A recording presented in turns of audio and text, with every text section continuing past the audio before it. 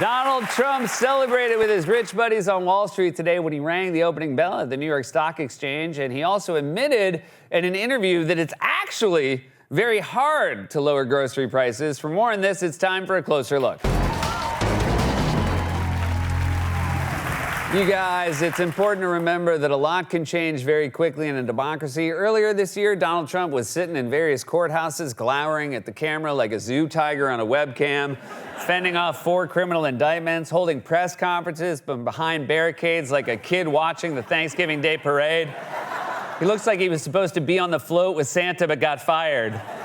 Crooked Santa and his deep state elves put me on the naughty list, but we'll be throwing him in jail and issuing a full pardon to the Grinch. The Grinch, we love the Grinch. True patriot, he was a January 6th. Fast forward to today, Trump is Time Magazine's Person of the Year, and he rang the opening bell on the New York Stock Exchange this morning. Look how happy he is. He looks like a Make-A-Wish kid who faked being sick until he got what he wanted. Before he was elected, he toured the country telling grandpas in folding chairs he was just like them, and as soon as he wins, he's on a marble balcony on Wall Street rocking a bell like he just ate a 72-ounce steak in under an hour. My only issue is this glamour shot of Trump in a pose I've literally never seen him take before. I mean, I've only ever seen him screaming or slumped over, so apologies if I'm not buying Donnie contemplation over here. By the way, just to put Trump's time cover in context, it's not exactly a mark of greatness. The president who currently holds the record for most Time magazine covers isn't a universally beloved one like FDR or JFK or George Washington, not because Time wasn't around in the 1700s, but because Washington was more of a People magazine type of guy.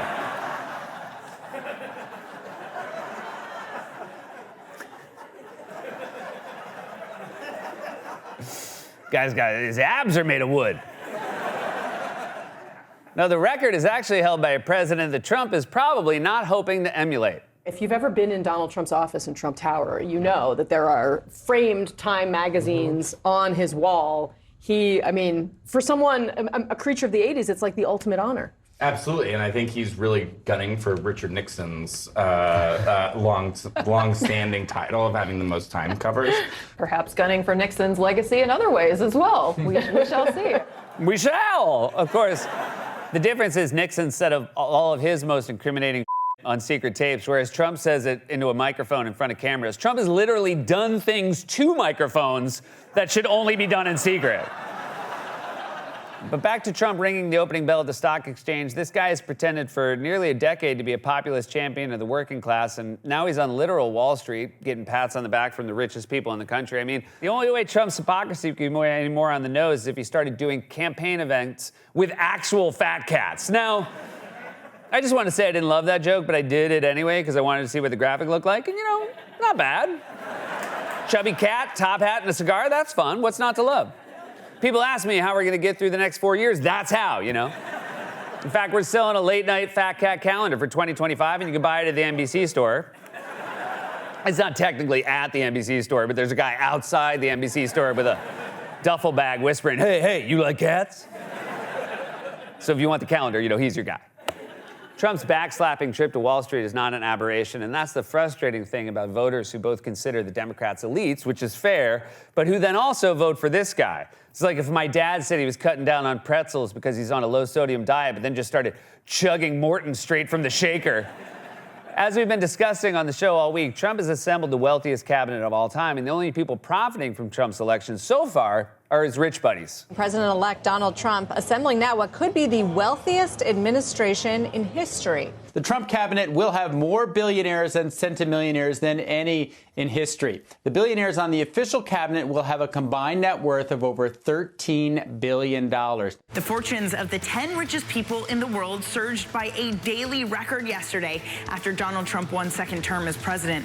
According to the Bloomberg Billionaire Index, the net worth of billionaires led by Tesla's Elon Musk surged by $63.5 billion. The rich are getting richer, or at least Elon Musk is. In fact, Bloomberg reports that Musk's net worth hit $400 billion. That's the first person ever to be that wealthy. Ah, yes, I remember all those clips of reporters talking to working class voters in Midwestern diners, hardscrabble folks struggling to get by, sitting down to drink their coffee and eat their eggs before they head off to the farm for the day. And the reporters would say, which issue is most important to you? Inflation, healthcare, housing? And they look up and say, ma'am, I just hope that Elon fella gets to 400 billion. The rich are getting richer. Well, good news, the rich are getting richer. By the way, let me take a second to talk to the Democrats. You guys seeing this? Hey, put down your Wordle. I'm talking to you. You're all obsessing over how to win over working class voters. Meanwhile, Trump's over here rubbing elbows on Wall Street, filling his cabinet with billionaires and making the richest people on earth richer. If you can't do something with this, then you need to just shut it all down and start from scratch. Democrats, you're like a magician failing to pull off the easiest trick at a 4-year-old's birthday party. You know, at this point, maybe just let Bernie take over. You know who made that quarter disappear? It was the billionaires and the billionaires. 99% of the quarters are hiding behind the top 1% of ears. During his trip to Wall Street today, Trump tried to claim yet again that he didn't win because of his proximity to rich people. He won because he talked about kitchen table issues like groceries. Prices are going to start coming down because people can't afford their groceries, and they're going to be affording their groceries very soon. I tell the story about a woman an old woman, no money, went to a grocery store, had 3 apples. She put them down on the counter, and she looked, and she saw the price, and she said, "Would you excuse me?" And she walked one of the apples back to the refrigerator and came back to pay for the 2 apples. And she left with 2 apples. And the woman at the counter said that was so sad. And when I heard about the story, I said that should never happen in America. And it's not going to happen in America. You know what doesn't happen in America? Grocery stores don't keep the apples in a refrigerator. Story has more holes in it than the final season of Lost. Like, in your mind, who told you the story? The old woman or the woman at the counter? And by the way, if the best case scenario is the old woman buys 3 apples, then maybe you should tell Republicans to stop floating cuts to Social Security. Because if you do cut Social Security, how are you going to ever look this made-up old woman in the eye again? She could be down to 1 apple. But as you heard there, Trump claims his election win is based entirely on bringing prices down, a promise he made repeatedly throughout the campaign until he won and immediately started backtracking. You are now proposing tariffs against the United States' 3 biggest trading partners. Economists of all stripes say that ultimately consumers pay the price of tariffs. I don't believe Can it. you guarantee American families won't pay more? I can't guarantee anything. I can't guarantee tomorrow. Wait, what? You're supposed to be the president. You sound like George Harrison at a press conference in 1968. Tomorrow isn't guaranteed. Our body is merely a vessel, and it will one day return to Earth. Hare Krishna, Hare Krishna. Anything to add, Ringo? I only have enough money for 2 apples. I had to put 1 back in the fridge. We're gonna make it. We're gonna make it. Then Trump backed away from his promise to lower prices again in his interview with Time magazine, telling them, quote, "It's hard to bring things down once they're up. You know, it's very hard." Me, I can't believe we really got to spend the next 4 years watching this idiot relearn how hard it is to be president. Yeah, man, we know it's hard. Everyone knows. Also, it's hard to bring things down once they're up. You sound like a spokesperson for Boeing.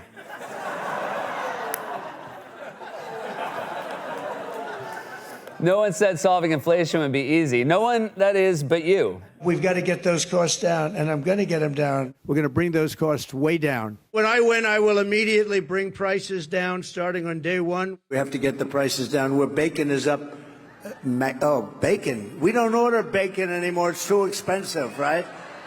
But it's all up too much, so we're going to get it down. We're going to take care of inflation and quickly. And we're going to get those prices coming down very, very substantially and very quickly. If I win, we will rapidly defeat inflation, and I will make America affordable again. We're going to make it affordable. We got to bring those costs down. They call it groceries. Bacon, lettuce, tomato, everything is so much higher than it ever was, and we're going to bring that down. Yeah, man, we know what groceries are.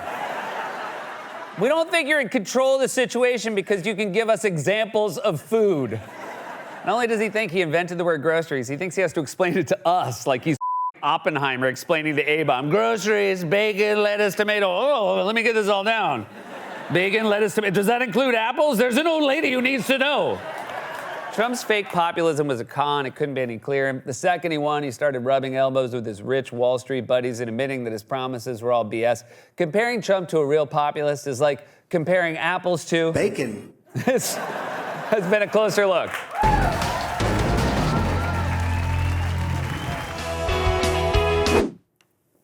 Hey guys.